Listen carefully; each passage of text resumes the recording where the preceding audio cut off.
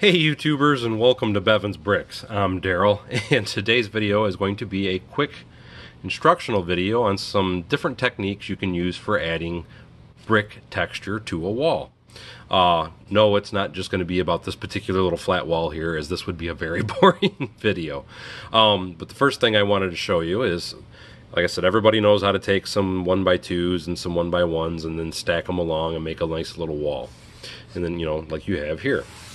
Well, the first little technique I'm going to show you, as you can see here, it's still just taking 1x1 and 1x2 bricks and stacking them to make a wall.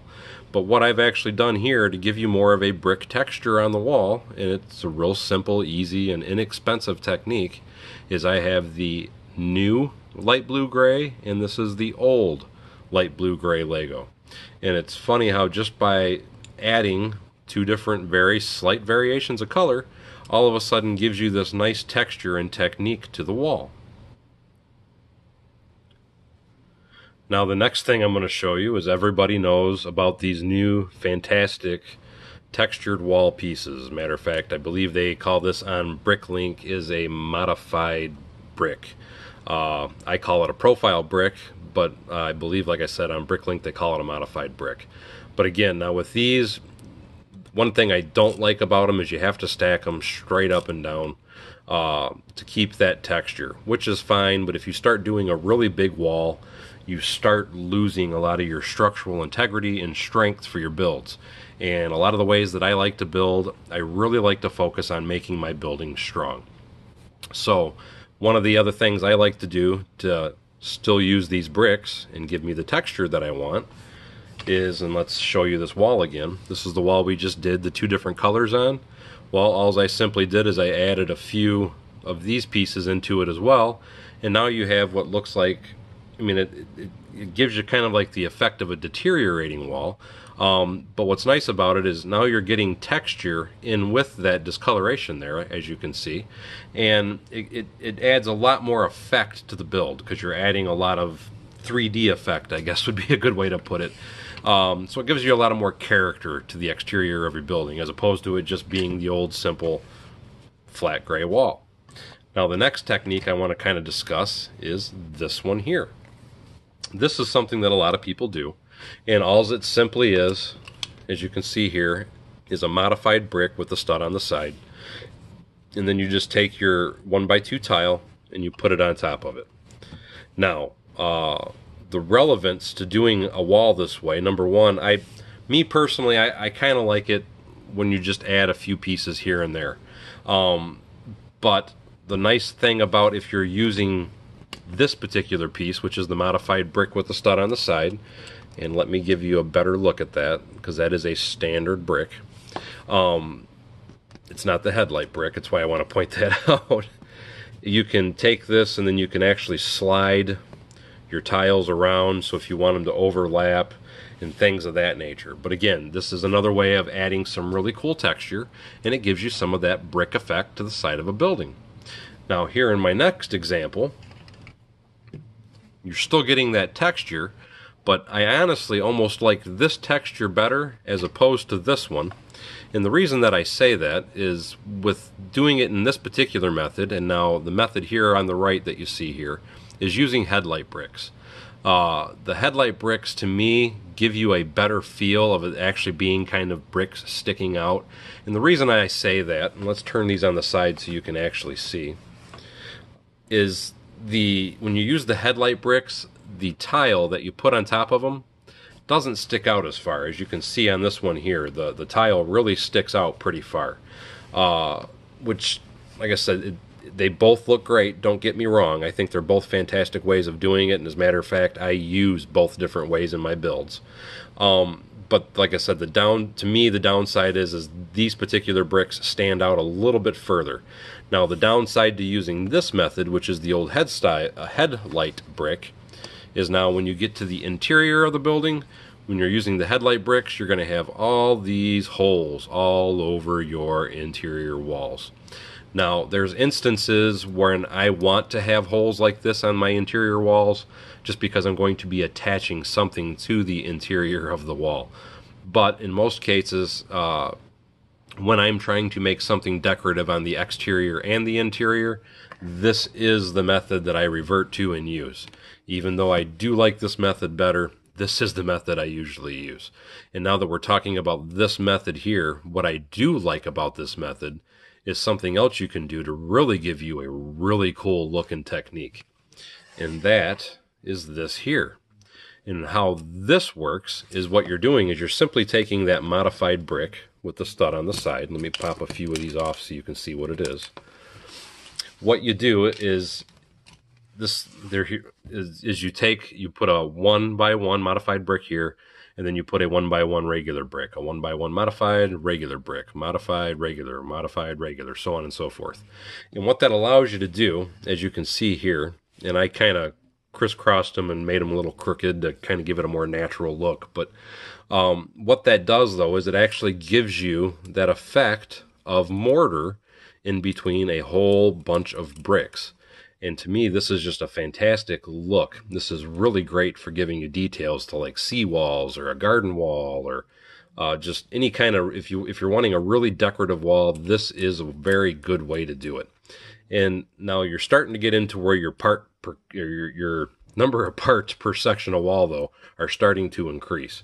And that's why one of my favorite methods for doing texture is this one, because you're just still using bricks and you're just throwing a few profile bricks in there along the mix. So that's probably the biggest downfall to this method, is it starts to go and increase your price for your detail. As long as you're doing a small amount of area with this, though, it's not that big of a deal.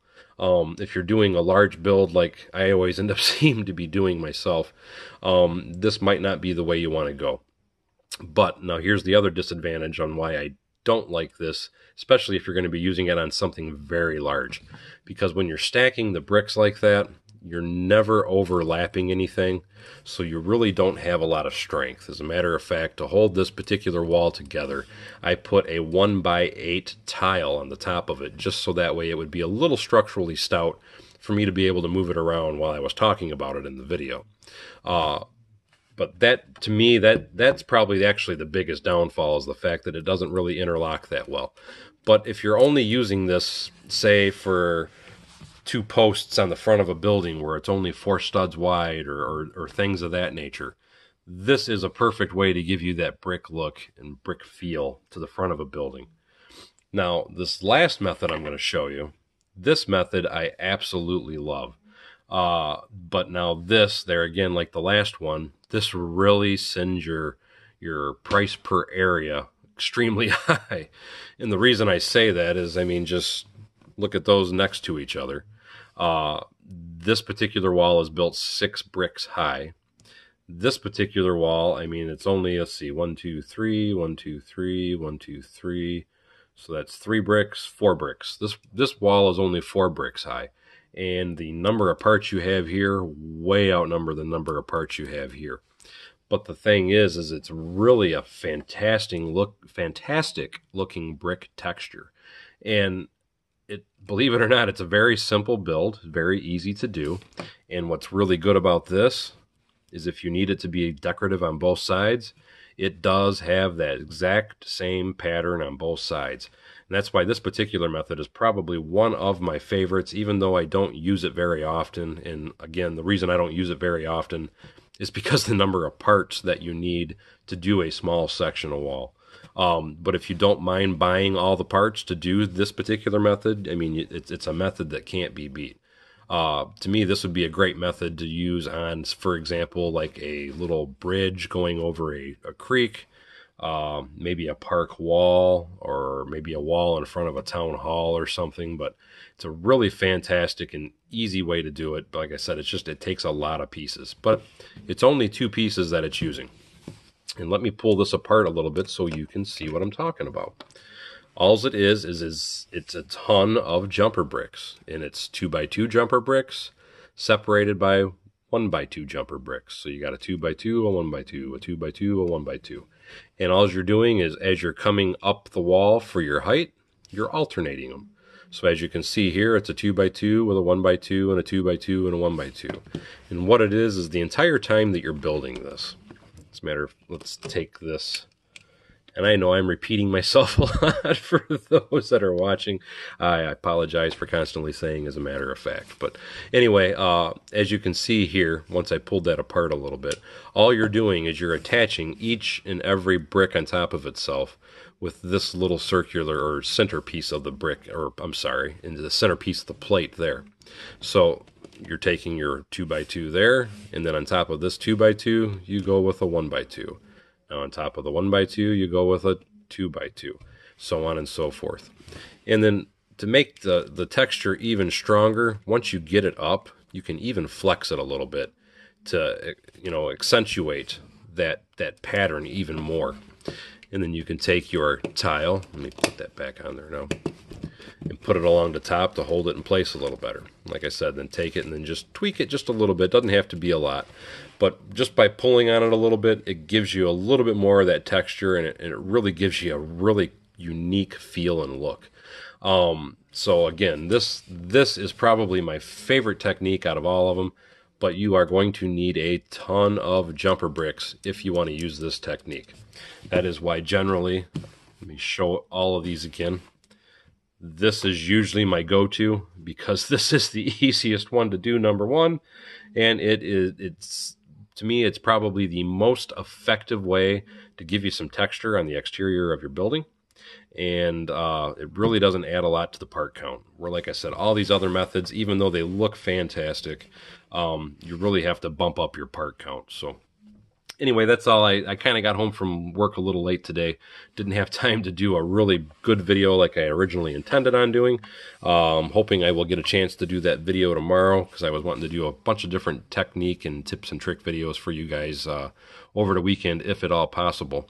So this is going to be the one for Friday night, and I'm hoping tomorrow I get to post 2 or 3 videos. So anyway, as always, I thank you guys for coming to Bevins Bricks. Don't forget to like, subscribe, and share below. If you get a chance, check out my merch shop, and we will see you next time on Bevins Bricks.